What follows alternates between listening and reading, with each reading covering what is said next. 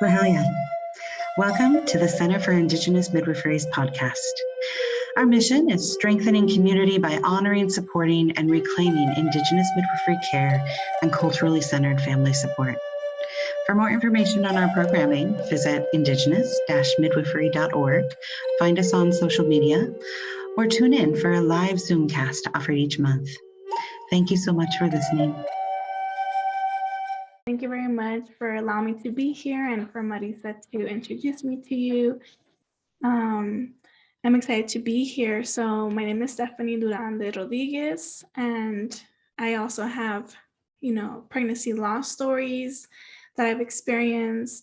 And one of my, passions that I've dived into is to become a full spectrum reproductive coach, emotional healer, and currently going into student midwife to become a midwife. And so there's so much things that I love, but one of the things that I really like to bring awareness is on pregnancy and infant loss, just because I've had my own stories and, just experienced a lot of loss and grief.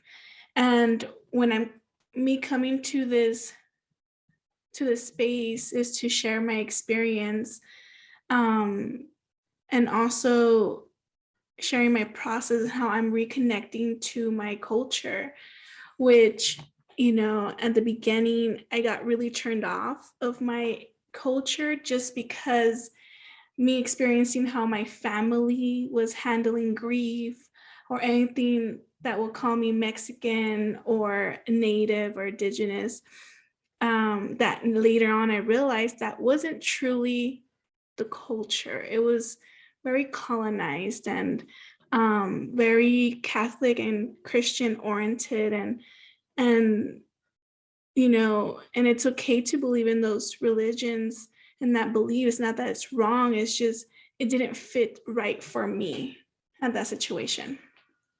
And so being a mom of 6 children from 18 to 4, and that's not including 2 of my miscarriages, my loss.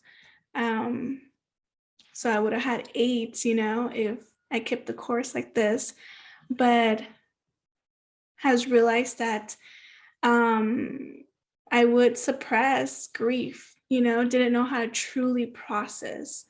And one of my longest grief before pregnancy and infant loss was the death of my mom. I just didn't know how to process it, nor did I feel it. And we tend to feel numb. And so talking about my situation, it was just feeling numb and not having cessation, not doing ceremonies, not going to the grave, or even trying not to remember the date of certain events of loss, just because it was hard and it was sad and it was depressing. And so by that journey, my first loss was 2013, and I was 24 years old, and I already had 2 children at that time and gave hospital births. And I'm so lucky, everything I know now, that I feel it went as smooth as possible in the hospital birth. And so by losing that baby, I was pregnant. I was having a doctor appointments. It was 12 weeks. And I was having like a stressful moment where within that argument that I was having raising my siblings, because that's when my mother already passed away. And we're having this huge conflict. After I sit down, I was always intuitive of my body. Like I always knew my body was always speaking to me and telling me what's going on. So I had that intuition. And when that was happening, I just remember feeling my stomach, or, where my womb is, and telling my spouse, who is my husband now, but was my boyfriend then, I was like, something's wrong. I don't feel that pressure. I don't feel that bubble that you normally would feel, that I have, a baby with a soul, or something like that, right? And I know I had 2 weeks before my prenatal. And he's like, no, everything should be fine. You're just you're stressed out, you should calm down and, decompress, and just wait for your appointment. So I listened to him. A week passes and I'm just like, no, there's something wrong. Like, I know there's something wrong. And I just felt it. And that's when I called my doctor and I said, hey, I think, my baby's dead.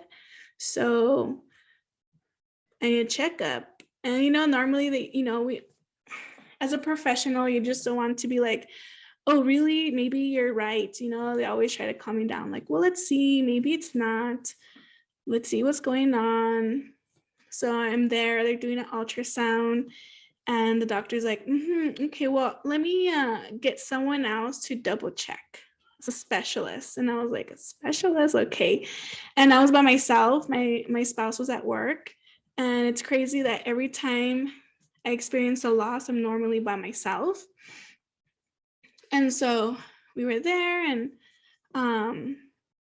trying to figure out what's going on. Here comes the specialist, and then the doctor comes. He leaves the room and the doctor comes, my OBGYN, and says, yeah, we can't find a heartbeat. It was sad. I cried, calling my spouse, letting him know this was going on. He comes and it was sad. And, he's just like, okay, well, you got to go to the hospital and register because tomorrow we're going to, operate you. And, and being in a situation, no matter who experienced loss, especially in pregnancy, it feels, like you're just, I don't know, let me talk about myself, right? Like, I felt like you're just walking through this, like I felt like disconnected and I'm just doing things, but not really there, like focus. So maybe some people do experience that. And so they're telling me they're going to operate you. And things that I know now, since I started diving into pregnancy and infant loss, is crazy how there was no resource. There was no like, you could do this, you could do that. Here's your option. How do you feel? Let's help you digest it. It was just mostly he telling me, you got to go do this. We're going to operate you. This is weird. Your body hasn't bled or cramped up or expelled the baby out. And it was just like, no. So it feels like, wow, didn't my body knew it should have like released or something. So yeah, it was scary. It was nerve-wracking. And we went and remember coming out of it and feeling super sore through my throat. I just remember, well, before that, even going on the day of, they're like going to like the operating room and it looked pretty scary. It's like super cold and not colorful and having all these people there and not really talking to you super thoroughly, nor did I ever thought of like, hey, what are you doing? What's going on? Didn't ask anything. And just remember they injected something. It was extremely painful. I was like, oh, what the hell? Like, this hurts. And it just knocked me out, And so then I wake up and I'm in the recovery. I started to perceive someone near me and I opened my eyes and I just remember seeing something dark, like not really understanding what it is. And I started swinging. Then the nurse was like, hey, calm down, you're in recovery. And so I was like, oh, okay, like we're done. That was crazy. They take me to like the recovery room, another room, right? And just being sore in the throat, not able to speak, swallowing hurts, feeling sore. And it was just weird. So didn't really process so much. The only time I processed was crying, like for a little bit, maybe in less than 3 minutes or something, in the OBGYN doctor office, and continued, maybe I like shared some tears to tell my stepdad and I don't remember who else, like, yeah, I lost a baby. Can you go pick up my other kids? And And yeah, it was just weird. And so I still think I'm still processing that because I still haven't had the time to process that, because just sharing that story right now with you guys is a little hard for me. So I'm just gonna take some time right now, right here, put my hands on my heart. You guys could do that, or whatever feels comfortable. Have your eyes closed or have your eyes opened, whatever feels safe for you, and just take like 5 deep breaths into the abdomen area, just to allow this to process, because it was pretty hard for me.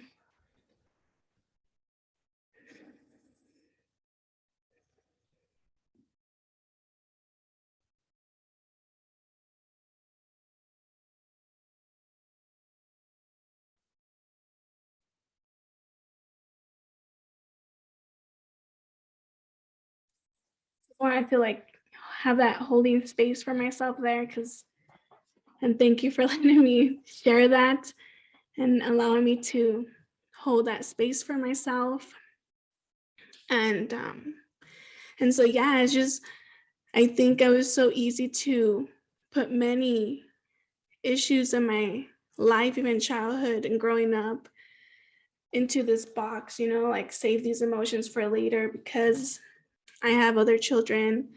Not only am I taking my 2 children already, birth, I'm also taking care of the time my sister and my other sister.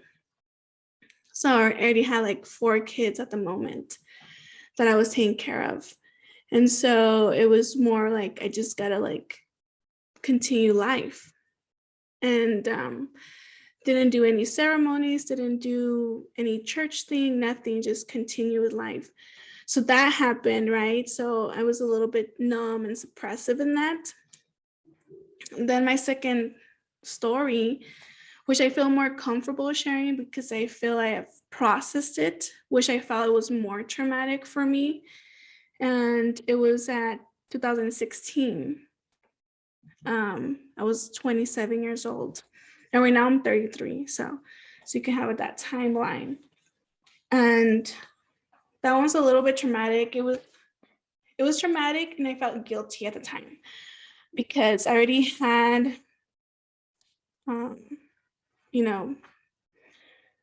already had 5 kids at the time.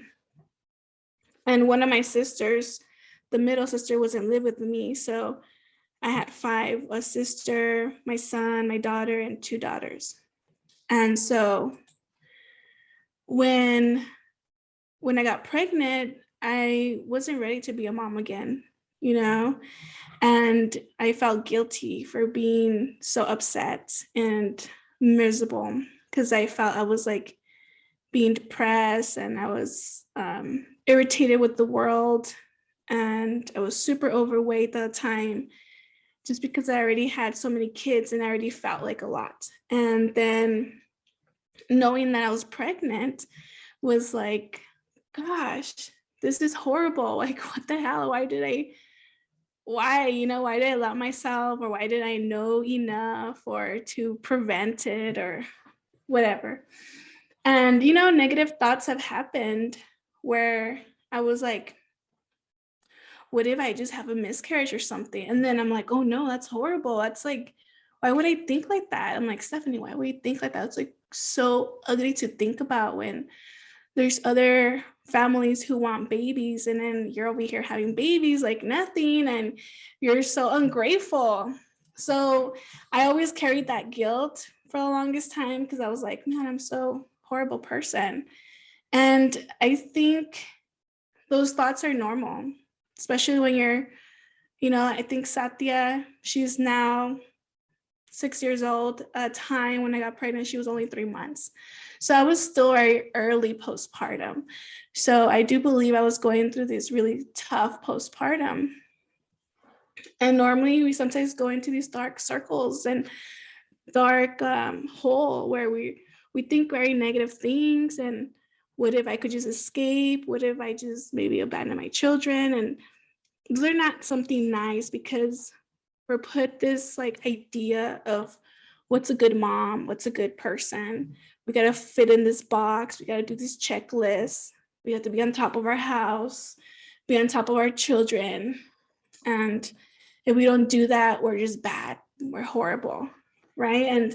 And sometimes having like the families around you, the family members are not the best people to be in. Like, that's how I felt. I couldn't reach out to Art's family, that's my husband, or my family. And so sometimes you like suffer alone in this darkness.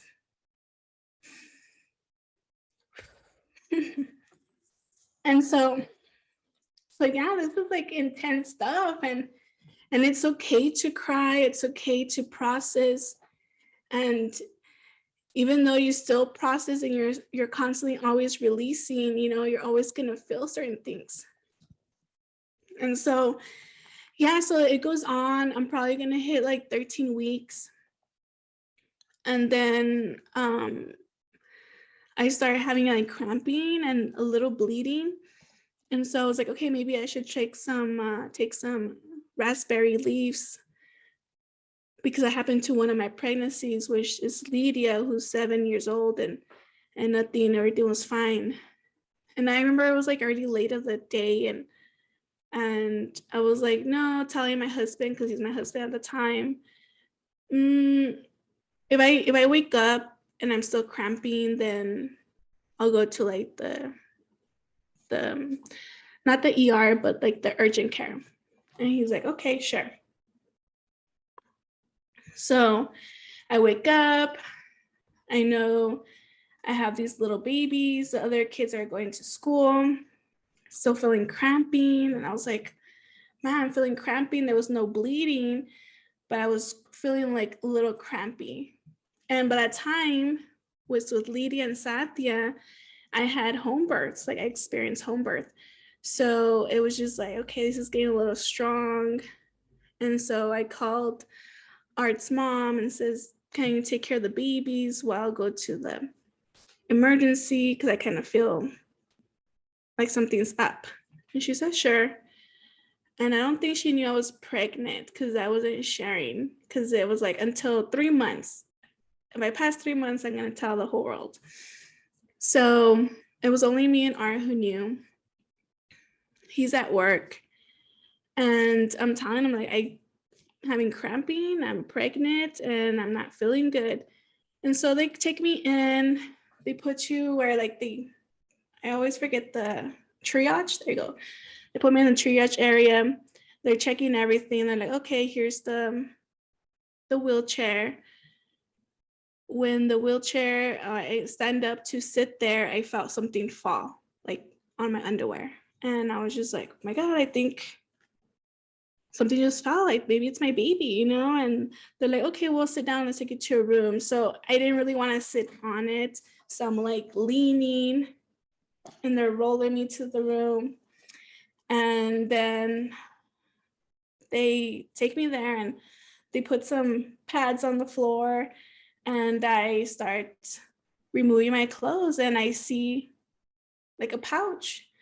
And so I started busting crying, like, it's my baby. The nurse comes in, and I just remember like she's like, and I understand, you know, like you have to put the gloves, and she doesn't know any of my history, so they have to be precautious, which is totally fine.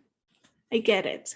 But it also felt like, oh, something foreign, and it's gotta be very careful. So it wasn't like very loving for me, even though she was being nice and she was trying to be careful and caring, but it didn't perceive caring, you know? I would have loved more nourishing at the time. And so she was like, oh, well, put it in the bag or here, you know, like, and I just grabbed my baby, like, this is not, you know, poop or something, you know, like in my head, like, this is my baby. So I'm going to put it nicely in the bag or something. And so I'm crying. Then she's cleaning the blood on my legs and everything. And she's, you know, I don't even remember what I was wearing. Like, I just remember she was cleaning. I don't know if I still have my pants or what, or I'm sitting on the bed or something. I just don't remember that detail. And I called my husband, and he rushed from work again. And so, yeah, it was like a little bit traumatic because I saw the pouch that I feel was more traumatic. And so like in this one, I don't feel like I want to cry so much because I've processed it so I could share it. And that's what I feel. But again, my story could be very heavy sharing and other people might perceive it very heavy. So, but when I know I was in the hospital, I knew a little bit more because I was already knowing about home birth. I already did home births and I was already kind of getting into the whole world of holistic care. And I tried to fight for my baby. I was like, I would like my baby. They said no. I said, I have my rights. I want my baby. They said no, because you got to test them to see if it's actually a baby, if it's not tumor. And I was just like, what the heck are you telling me? Like, I know it's my baby, but I didn't have the strength to fight too hard. And so I dropped it. And my husband didn't fight either, you know, he was more concerned of how I am. And so I left it. And so I always had that, like, why didn't I just give my baby? Like, I'm so upset. So I wish I had my baby because I think I would have done more a ceremony or something, you know. But since I was denied that and I didn't know who to reach out or what to do, it was just like, okay, because I was very emotional, I left it to be. And so that's why I think another reason why I went more in depth in to become a doula for pregnancy and infant loss, to create those resources and to know what to do and understand the rules. And everything I know now in the state of Texas, is so vague that you have the right to get your baby, you know? You just have to show them a plan so they could feel safe, the hospitals. So yeah, so again, I'm gonna put my hand on my heart, close my eyes. You guys are welcome to do the same or do something that feels comfortable for you, and take deep breaths, 5 deep breaths into your diaphragm.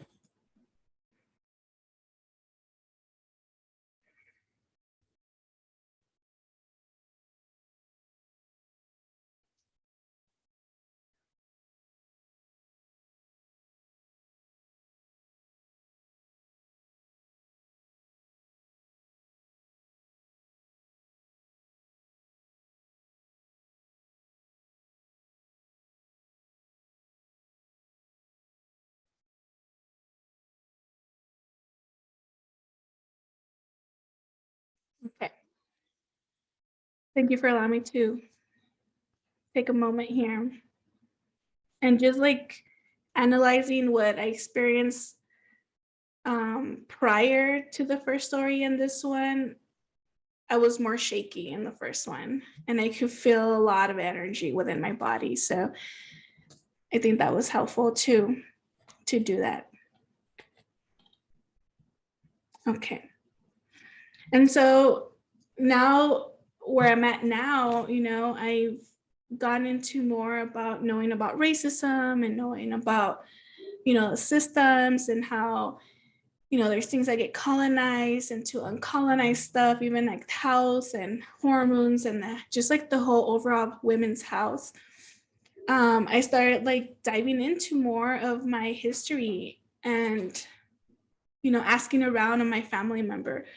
So knowing that I am Mexican from my dad's side and Spaniard from my dad's mom's side. So I knew that a long time ago. So I was like, okay, I'm Mexican, I'm Hispanic, okay.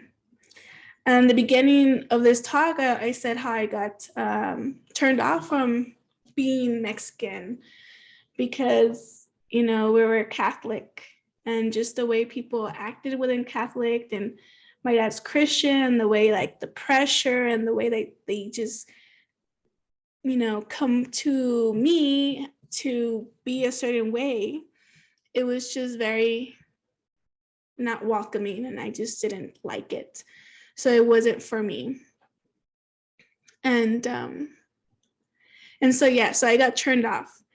And so, and I knew I was Native American or indigenous because my mom told me one time, like, yeah, I believe we are Apache.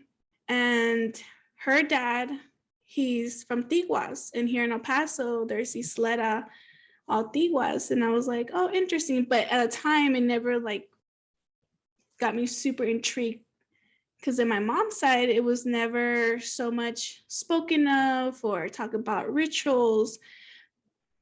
It was never, really talked about it. Not either, I mean, we were Catholic, but my mom was Catholic and she wasn't really a Catholic, like in-depth Catholic. We were not always going to church. So we were just not into any religion. Yeah, we'll do baptism, but I think it was more for parties. And my mom just loved parties and stuff. And so that's pretty much what it was. And that's it. And so after my mom passed away, I got like this knowledge, I felt like I was poured this like ancestry knowledge because my mom was like a very psyche, very medium person.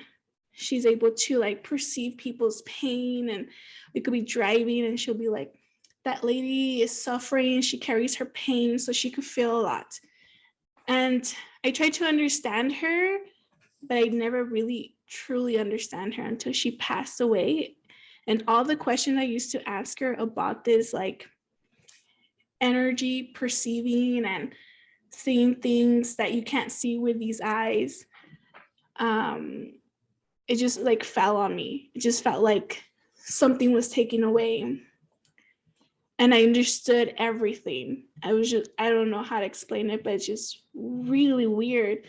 So I became very intuitive, like more in depth and feeling people and perceiving and knowing, like if I knew behind the lines, of certain situations, which was awesome and overwhelming. So knowing how to have that balance. And so that's when I said, you know what? I don't think I want to be Catholic nor Christian. It's just very turned off. So I think I'm going to go back to I'm going to go and dive into my indigenous. And when I started to decide to do that, I had a friend who introduced me to the Hare Krishnas.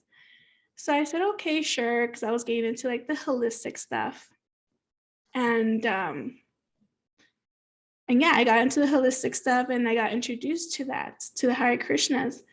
Went to the first gathering. I loved it. I loved it because they're talking about freedom of choice. They talk about love and acceptance. I really dig the whole, you're not this body, you're this soul. So I loved that. I loved also that, we don't really die. We just, move to another body or we reincarnate. So that's when the first time that death wasn't scary. It wasn't, you go to hell or you go to heaven, you do this, you gotta fit this line or you gotta fit this box or you get punished for eternity, So I love that. I love that there was like options. There's like, it's not that simple, It wasn't dark. You just gotta wear black. It wasn't where you don't speak about the death, and you especially don't speak on the death with children. You want to protect them. It's all silent. It's dark. It's sadness, and you have no fun. And the Krishna conscious is like, no, you embrace it.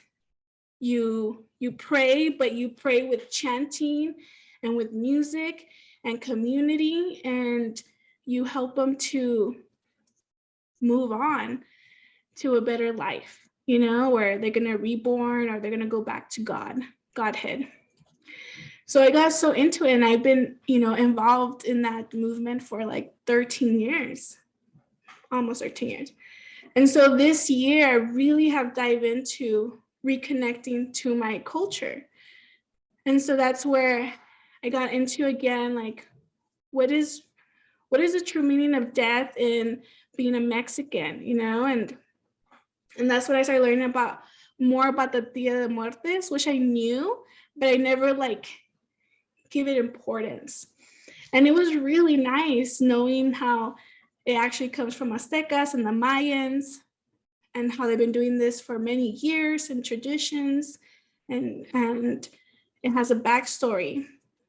And it's about, remembering your family members, honoring them, talking about them, celebrating color, just color. Like if you see how we dress in Dia de los Muertes is just colorful and beautiful, and we're celebrating. It's not dark and scary. So I did it one year, and it was nice to have all my ancestors.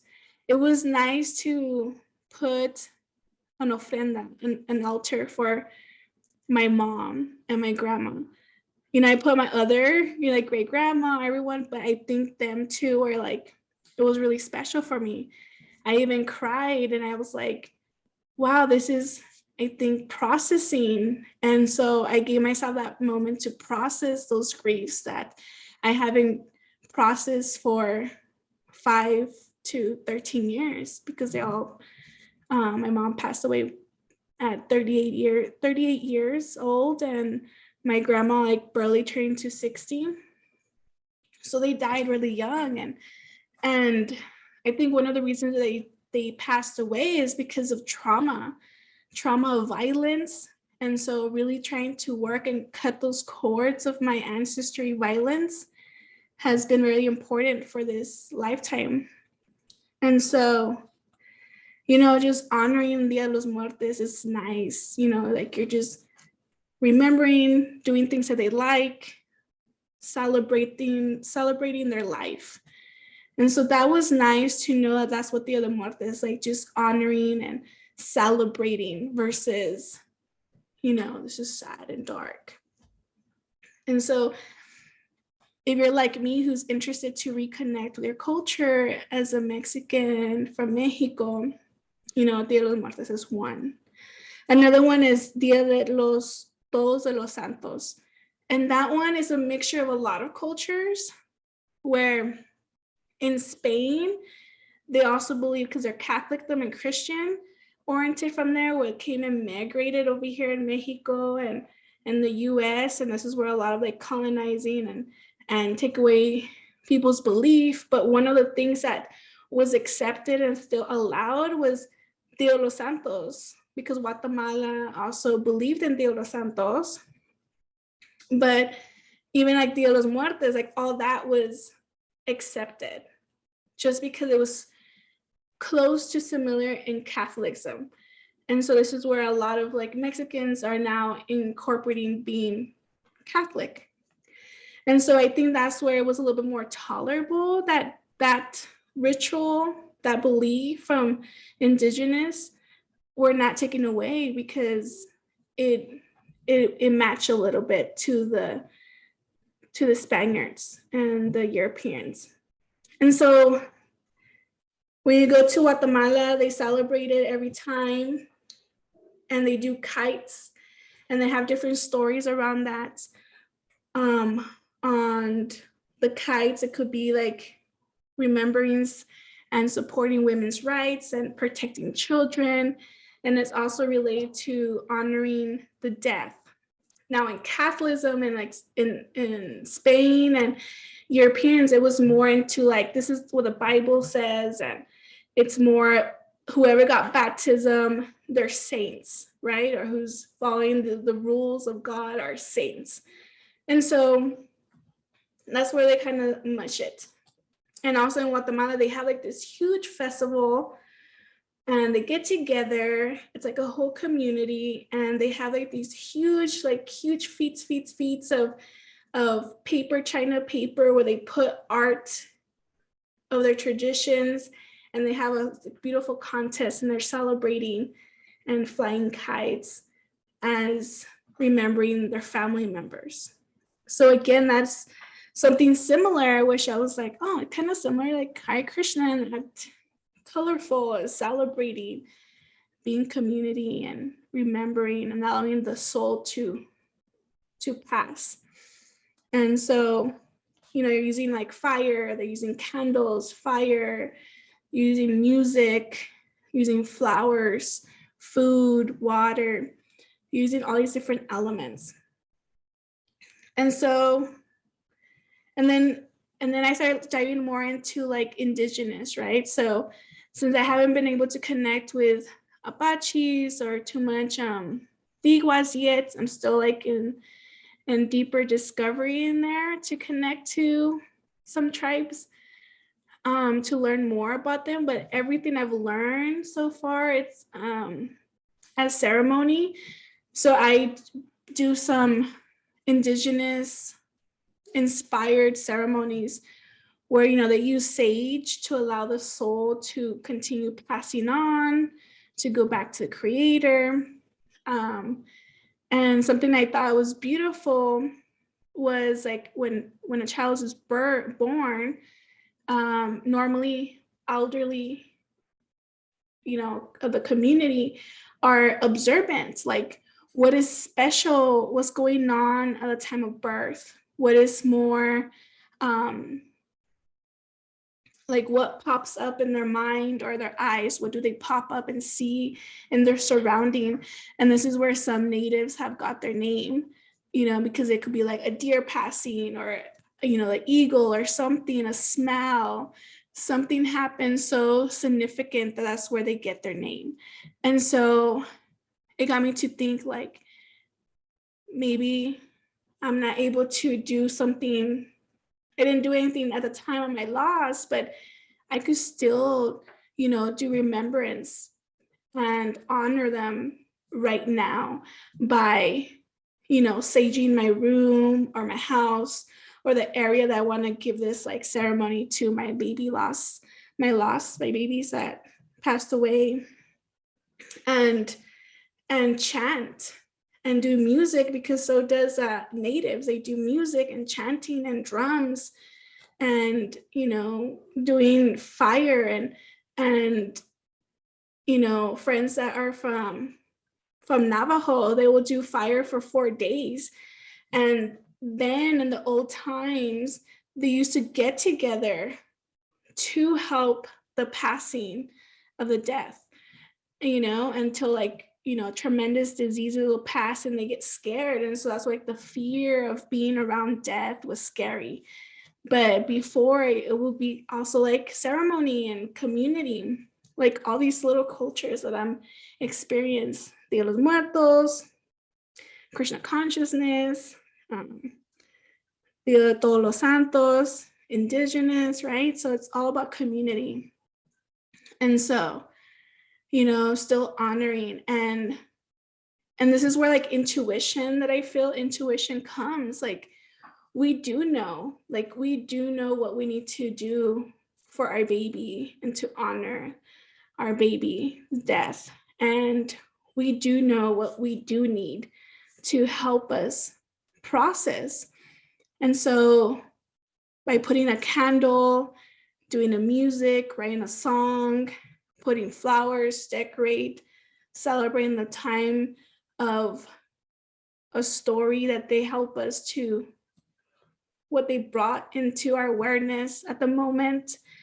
And you can even do something where when you're setting that environment, what perceives you, what becomes significant, where it could be memorable and you honor your baby, right? Because another thing what I really loved about connecting with my friends who are indigenous is, you just got to hear the whispers of your ancestors, but you can't ask too hard, because if you're too focused on wanting the answers, then you don't hear it, so knowing how to surrender and come into this peace of groundiness and allowing the answers flow. And that reminds me when my mom died, knowing this knowledge of I don't know, you want to call it psyche or, a healer, I don't know. But just felt like I just knew this like information that was like, wow, this is like my mom was carrying. And it felt like it was passed on to her and now it's passed on to me. And it's kind of like that when you're just trying to honor that process of grief. And it could be your pregnancy, your infant, or any loved one. You could do that, and honoring and doing love and celebrating that, and knowing what and understanding what you need, and sometimes when you feel like you don't need it or you don't know what you need, being in that moment of not knowing, because sometimes that pause, sometimes we just need that pause to declutter and let something shift. But that is pretty much my journey right now of, reconnecting to my culture and understanding where I come from, and also accepting everything I've learned in the Hare Krishna, and how it's not, for me, it's not I'm this only or I'm that. I feel like since everything got so mixed up from, everyone coming to these lands, that, just knowing how to embrace it, and I feel like I become sometimes like a leaf in a river just flowing where the waves are just taking me, and it's okay to flow without having a plan. But that's pretty much like what I think I wanted to share, and I think this is a perfect time to open up to anyone who would like to share or ask anything. Thank you, Stephanie. I wanted to also just remind anyone who came in after the beginning that this time can be for questions, and this time can also be for sharing personal stories. Stephanie, I just had some specific questions. You talk about being a grief trauma coach. If someone were to just be like, maybe it was someone that you were a doula for, how do you feel like, because I think that, I titled this, One Mother's Story, just because the way that we do all grieve is so incredibly different. Some of us need, public stories. Some of us are needing to, very much grieve in private. And also that there's so many layers to this. And as you shared with your first story, you're just so distracted or busy by needing to tend to the medical care, or arrange for your other children, or the doctor's appointments and the pieces like that. And so I just want to circle back that if someone was coming to you for the first time, and maybe you don't, let's have this be where you don't have a prior relationship to them, how do you begin supporting them as a grief trauma coach through loss, and helping them to create the ceremonies that will be unique for each of them? I've had situations where someone was calling me like, I'm having a miscarriage and I want you here. Can you come here? And I go and hold space, and go with them and be with them, and just know that they always have the right to say yes or no to things. And so it's just really like, it also, you could have all these books and you could learn about grief and trauma. And again, every time you get into the moment, it always feels like new. It feels like you're a newbie. And it just really depends. It really depends where they're at. So just hearing them out what they need, and knowing that, there's no right or wrong way. And then you have to also consider, like, you can't always just talk about God or talk about a certain religion, because then you have to know their culture and understanding their culture and what they need. But just knowing how to hold space is pretty much listening to them and being comfortable with the uncomfortable, because we're also taught, like, you want to share something like, oh, how are you? And some people don't even know how they are, or some people are like, yeah, I'm fine, or it's okay, or they're worried about not making you feel weird. So if they say something like, it just hurts, and you're just like, Yeah, I agree. This is painful. It could be heavy. Tell me more about that. What hurts? Where does it feel heavy? And just asking them where they could feel comfortable to be like, oh, you're actually interested to know, and be there. And, you could have them a blanket. Sometimes some people love that feeling like they're being held, having a tea, being like, whenever you feel ready, here's some tea.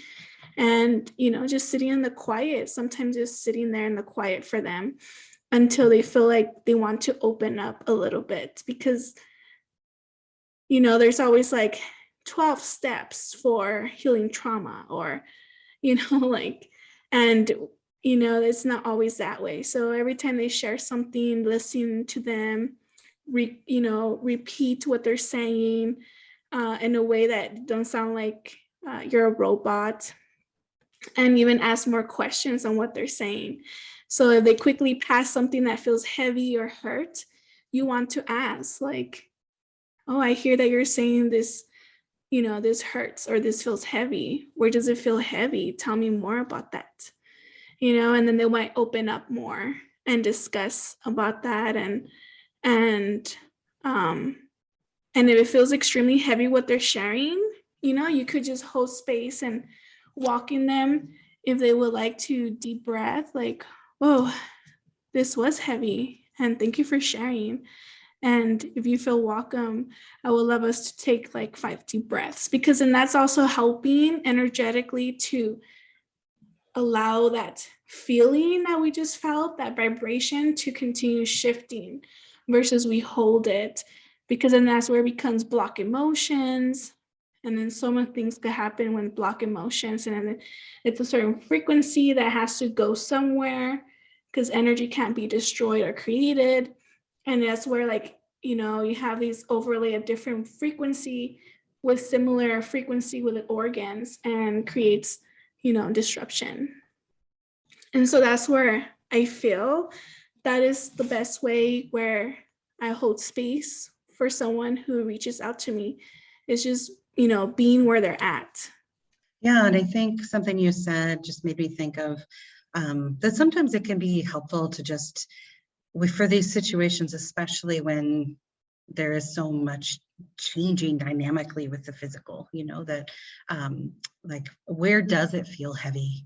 And sometimes, people very much know, like, I feel it in my chest, or I can't take a deep breath. And that then, you can just help support that. Like, is it that somebody needs to just yell to have something leave? Is it that they need to put their body in water and help themselves to go soft? There's so many, and that changes. And sometimes we don't have it so clearly in the physical, and that can be alarming too.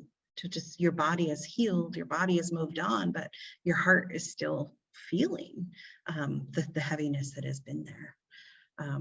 And so, yeah, it's such a unique and dynamic and ever-changing and ongoing, working with people who've had losses, and then, when they're conceiving again, or on dates, when it is their, the due date they would have had, or the day that, they began miscarrying, or something like that. Just having those sort of, remembrances that sometimes there's this next layer of needing to honor that loss.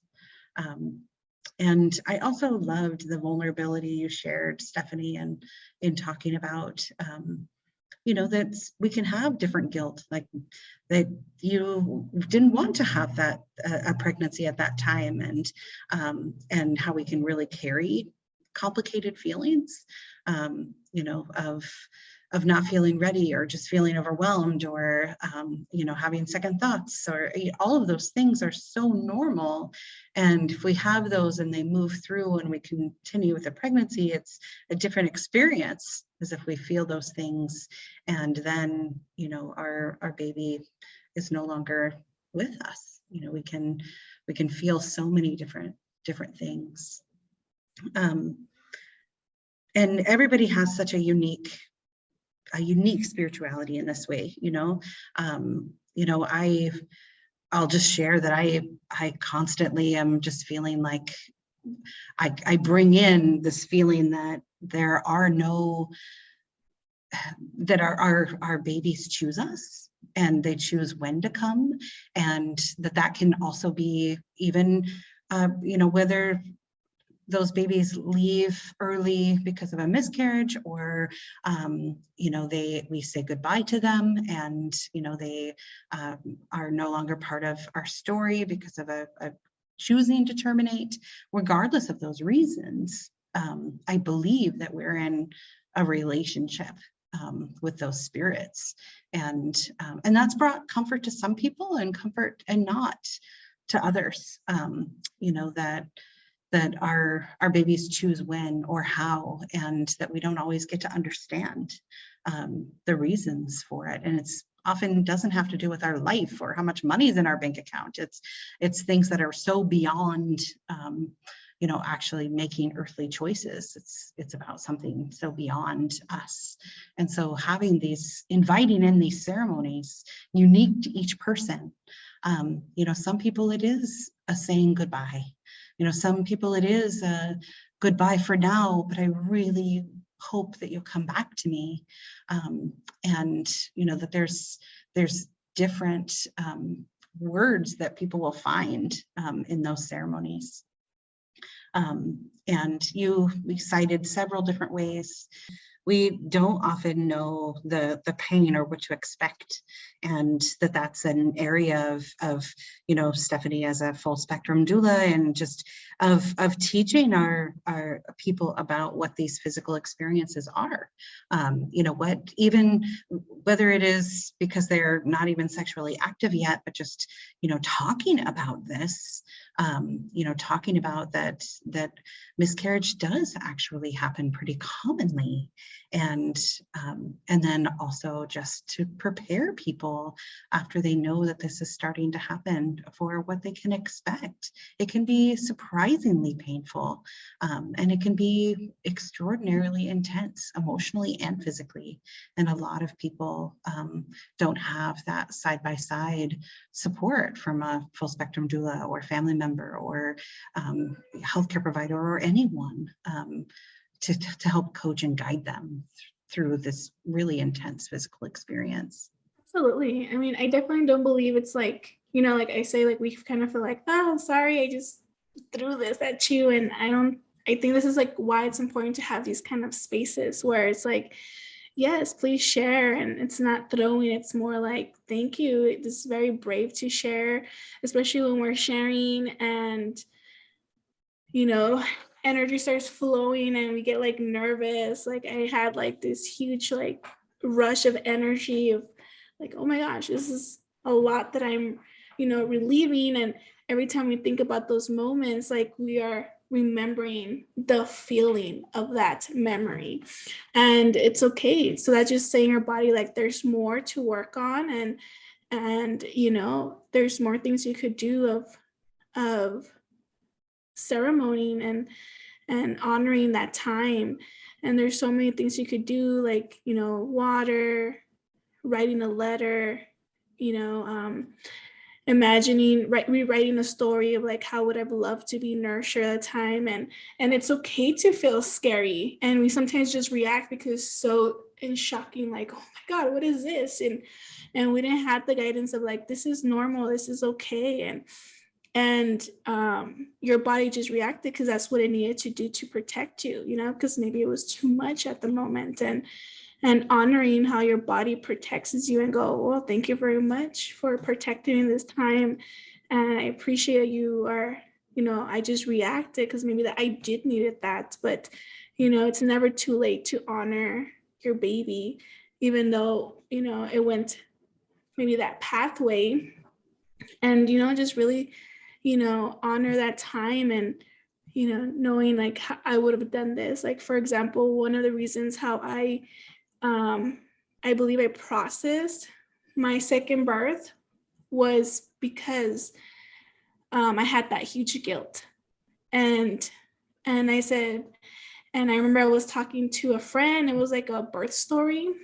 And I shared, I was like, what came up on me, because she didn't exercise. And like, what came out was this guilt I had on my baby for not wanting my baby, and went into a negative thought mindset. But however, if the baby would have survived and was alive, I was telling my baby, even though I did not want it to at time, because I was overwhelmed with everything in my life at the moment, and you would have been here, I would have still loved you. I would have protected you, and I would have done anything like I do to my other children, because it wasn't you. It was how I was feeling at the moment. And I loved you, and I love you. And that really helped me to shift that guilt feeling, to be in peace with that. And so that really helped me at that moment. Thank you so much. Jacqueline? Hey everybody, greetings. My name is Jacqueline Bedeen. I am Dene. I'm originally from Fort Nelson First Nations up in northern British Columbia, and I currently reside down here in Otham Territory in Phoenix. I really enjoyed your share, Stephanie. I just appreciate the candor and the honesty that just how you expressed yourself, and just trying to find other ways to honor yourself and your experience and stuff like that. And I've had 2 pregnancy losses, both very, like when I was young. The first time I was 15, and I had a lot of the similar thoughts that you did, Adora. I was like, sorry, maybe I apologize, I'm getting people's stories mixed up, but not fully understanding what it meant to be pregnant, making really, unwise decisions and having guilt over it, like still drinking, like as a teenager, stuff like that, thinking that it was just going to go away, hoping that it was just going to go away, things like that. And eventually found out that it was a molar pregnancy. And so I didn't understand what that meant at the time. And eventually my body started to pass it, and similar where I started with cramping and spotting, and eventually passed something while I was on the toilet. And I remember just being super doubled over in pain, and I had to get someone to come get me, and they took me to the hospital, and they had performed a DNC and stuff like that. And I didn't tell anybody. My friends knew, my boyfriend knew, but I didn't want to tell my mom. I was scared to tell my mom. I was living with my sister at the time. She knew because she had to take me to the hospital, and so I told her, but it was like super traumatic how they found my mom and told my mom, because I was 15 and the doctors wanted my parents' consent to perform a DNC. They had to track her down, and so like a police car stopped her on the highway. It was just like, sounds really dramatic, but she had a nursing background. She knew what that procedure was and stuff. And when she came to see me in the hospital, she was understandably upset and mad. And I remember she told me, like, I'll never accept a grandchild from you. And I'm feeling emotional about it. And I've talked about this a lot and stuff, but it that stuck with me for a really long time. And within the year, all kinds of things happened. I ran away. I was like on the street. I was still with that same boyfriend. I ended up pregnant again. And I don't know what the health of that pregnancy was, but I know that I was in a really bad spot. I was using drugs daily and things like that. And it started to happen again. I started cramping and stuff again, and I knew what was happening. And I had found out a couple of weeks earlier that I was pregnant by like going to like one of these like street clinics. And so when it happened, we got a ride to the hospital and stuff like that. And again, they had a DNC and stuff, and they didn't have to call my parents that time, but I remember being in the hospital and calling my mom and letting her know, like, hey, I'm in the hospital. And she didn't even really have to ask. She's like, are you having a miscarriage? I said, yes. And so like those two experiences like rocked my world for such a long time. Like I would have nightmares and stuff of like, this is super graphic, but like seeing little tiny body parts in the toilet, like hands and feet in the toilet and stuff. And like, I never realized, I was like, damn, I had like post-traumatic stress over this. I was like having nightmares of this stuff. And it took me a really long time. And so the thought of getting pregnant was like, was super scary to me. And I like made a pact with myself that I was never going to have kids. And I was like, nope, I'm going to be like Auntie Shirley and I'm never having kids, you know, and because it was always so scary to me because of what my mom had said to me. And she apologized and stuff, you know, later. And I understand that she was just really upset, but those experiences, not even just them themselves, but how people reacted to me in those experiences and some of the things people said to me were really, really hurtful. But I just really appreciate like your honesty and like, because those are like sometimes like the details that really stick to us, and that, you know, we don't like, we're afraid to tell people or things like that because it's like, oh my God, they're gonna think I'm crazy, or maybe I am going crazy and stuff. So I appreciate both of your stories and your honesty and your candor, because it also helps me to hear these things because of my own experience. Like I want other women to feel supported and to be able to have someone to talk to, and they can be as raw as they want to be, and it's okay. So yeah, I appreciate you guys for your time and your space to allowing me to share, and just for like offering this up, Rhonda, to have a place to share our story. So thank you very much. Definitely, thank you for sharing. Yeah, especially when how people react, it's hard. Especially, I mean, I could remember certain things my grandma would say, and with certain pregnancy, that I got pregnant as a teen with my two kids, and if I had a miscarriage at the time, I think it would have been more traumatic because of things my grandma would say.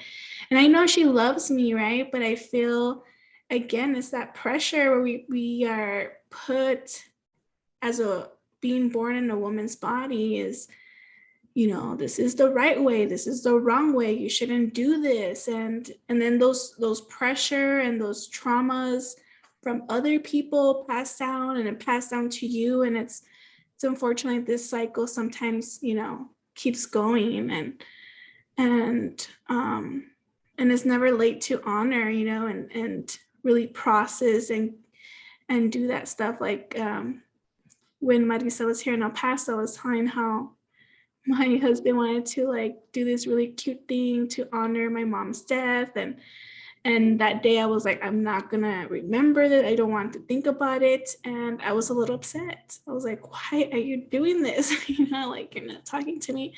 And she's like, well, isn't what you're discovering, like, you know, ceremonies? And I'm like, yeah, that's true. And that's where I started thinking also that later that day when I was upset. And sometimes it is nice to have someone, when, you know, you're asking if you want to do this, having someone to like really help you, to nourish you, like what really nourishes you, or makes you feel like you're taken care of, and walk you through that time of those process, you know, like of releasing and able to give yourself time. And every time it comes up, giving that attention and awareness, because it's kind of like your body telling you like, okay, I think I'm ready to release this, or I already hold this, it's time to let go, you know, and having that communication with your body too.